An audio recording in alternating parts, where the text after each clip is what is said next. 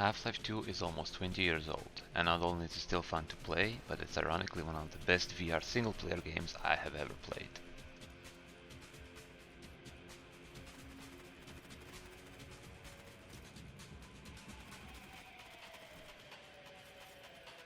I won't go over the story since this is a 19-year-old game if you can believe it. If you haven't played it, it's one of the best games ever made. Go play it.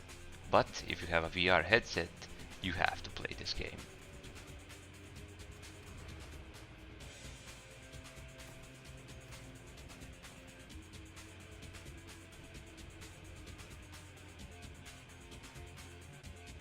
While Half-Life Alyx is a better game for VR, since it was made for it, Half-Life 2 has something most VR games lack.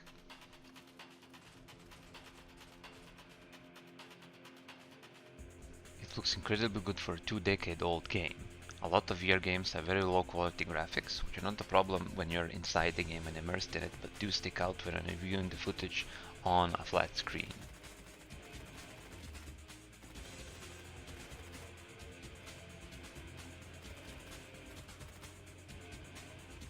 The weapons are fun to use, and by this I mean mostly reloading. Unloading a shotgun, then quickly going to cover to load 6 shells and continue shooting the zombie horde that's crawling towards you feels amazing.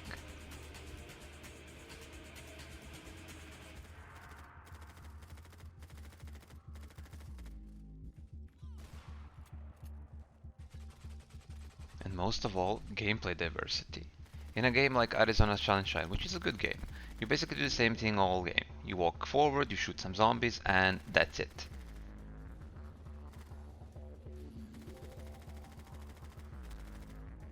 Here we have the starting unarmed chase, then fighting the police, after that driving the airboat and surviving a zombie-infested town.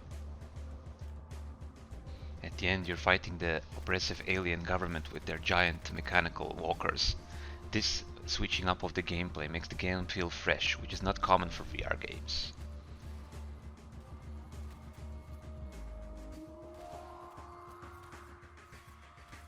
I have not shown even a quarter of the stuff you will see in the game in this gameplay highlight, so if you have a VR headset, this mod is free if you own Half-Life 2.